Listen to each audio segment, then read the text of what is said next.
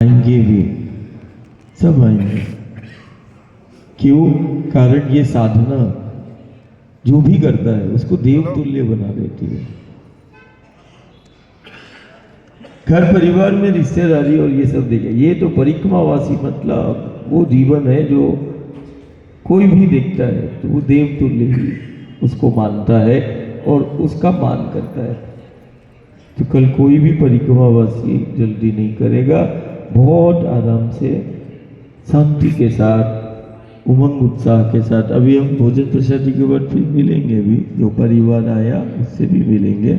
और कल का दिन और फिर शाम का फिर अपन आरती मैया का। लेकिन कल भी एक ऐसा योग आएगा कि मैया का जल हो जाएगा, लेकिन जब अपन शाम को भजन आरती वगैरह करेंगे ना तो उसका भी एक अनुभव देखना असाधारण है। और ये तीन पुरी है,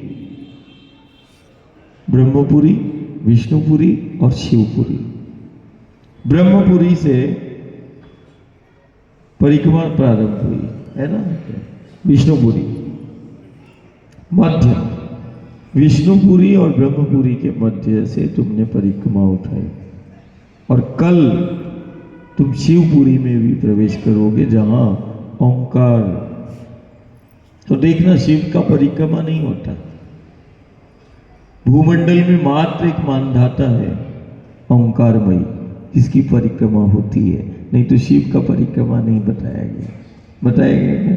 लेकिन पूरे विश्व के अंदर सिर्फ एक स्थान ऐसा है, ओंकारेश्वर तीर्थ क्षेत्र, जहां उस ओंकार की, उस महादेव की पूरी परिक्रमा होती है। जैसे गोवर्धन का परिक्रमा होता है, कामदगिरी की परिक्रमा होती है, ऐसा।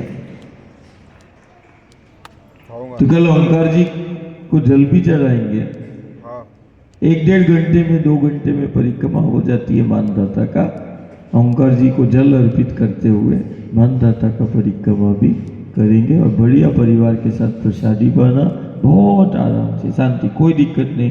ट्रेन का, वाहन का कोई दिक्कत नहीं है, सब निर्धारित समय है, सबको मिल जाएगा। सब खुशी खुशी घर जाना है ना।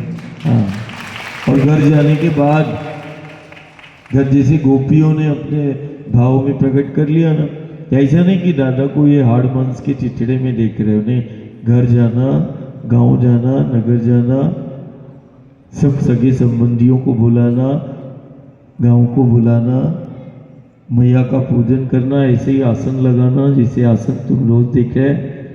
और उसमें जो है 3 या 5 जो वृक्ष है, जिसको दादा ने हमेशा बोला वृक्ष मेरा स्वरूप है। तुम अपने गांव जाना, सब अपनों को बुलाना, भंडारा, प्रसादी, कीर्तन, पूजन सब करना, लेकिन उस पूजन में 3 या 5 वो वृक्ष रख लेना।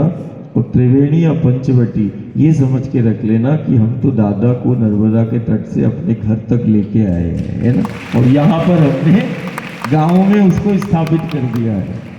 जैसे मठ मंदिर में मूर्ति की स्थापना होती ना, तुम उस वृक्ष को दादा समझ के तुम बस हमें घर द्वार में, उस गांव में तुम उस वृक्ष के रूप में हमें स्थापित कर देना। हमारा वचन है, तेरी 7 पीढ़ी को हम मिलते रहेंगे, हमारा वचन है। बस तुम अपने गांव बस जाना और वो वृक्ष के स्वरूप में उसको लगा देना, स्थापित कर देना। तो तुमने हमें भी प्रकट कर लिया अपने गांव में, और जाने अनजाने में प्रत्यक्ष आप तुमने उस धरती, उस माँ की जो हमारा गुरु है, तुमने अपने हाथों से उसकी सेवा भी कर ली। कारण धरती, जिसको माटी बोलते हैं, वो हमारा गुरु है। जिसको तुमने नर्मदा और गंगा के रूप में देख रहे, इस वर्तमान समय में वो नर्मदा हमारा गुरु के स्वरूप में है।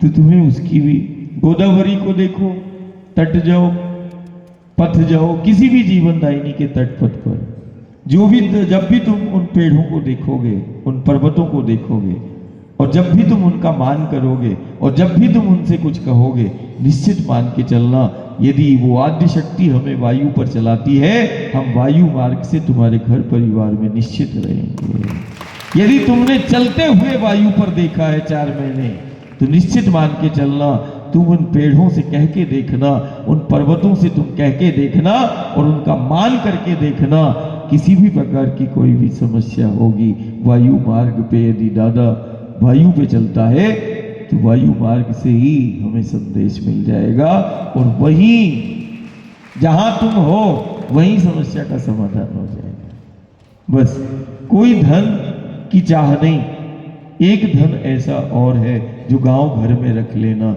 वो है गौधन। क्या प्रत्येक परिक्रमावासी इस बात का ध्यान रखे कि जब वो अपने गांव और घर जाए तो गौधन को रख लेना। गुरु गोविंद और शंकर को ढूंढने की आवश्यकता नहीं, तेरे द्वार पर हम खुद खड़े हो जाएंगे, आज नहीं तो कल हम मिल जाएंगे। बस हम तो उस धन को देखकर आ जाते हैं, उस धन को देखकर भी हम आए और इस धरा को देखकर भी आए। और कभी वो तट और पथ, गोदावरी के तट और पथ, गंगा यमुना के नर्मदा के तट और पथ और उनकी पर्वत, देख ब्रह्मगिरी को, देखे कोई गिरनार को, देखे कोई कामदगिरी को, देखे अरावली को, आज भी मिलेंगे। देखे कोई हिमालय, कोई जाके देखे, मिलेगा, निश्चित मिलेगा। और इस सदी का सबसे बड़ा यही संदेश है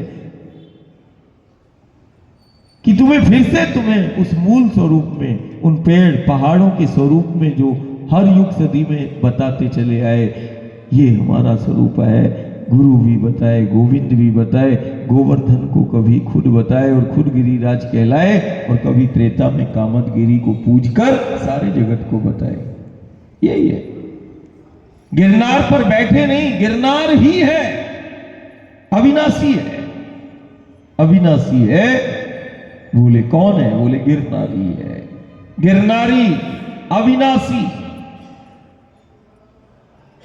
जो गिरनार पे सिर्फ बैठना नहीं हुआ, गिरनार ही वो स्वरूप है। मैं गिरनार हूं, गिरनार है, कामदगिरी है, गोवर्धन है, विंध्याचल है।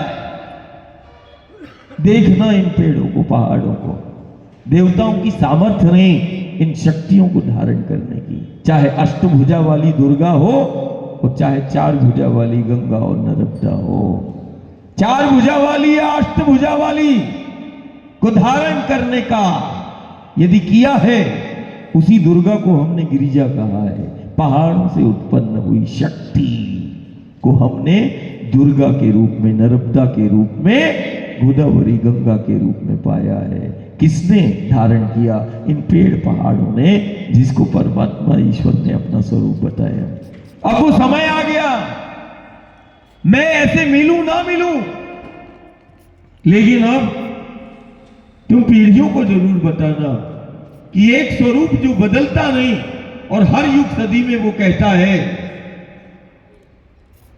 ये मेरा स्वरूप है, ये मेरा स्वरूप है। बोले क्या है? बोले पेड़ है, पहाड़ है, वृक्ष है। बोले कैसे आया? बोले इस धरा, माटी, धरा, धैनु, गौ के रूप में भी शक्ति वो आया। आज भी उसी धरा के लिए, उसी मां के लिए, उसी गौ के लिए, उसी गंगा नर्मदा गोदावरी के लिए आज भी फिर से आया। लेकिन इस बार जो आया, इस बार आहार नहीं ले रहा। क्यों?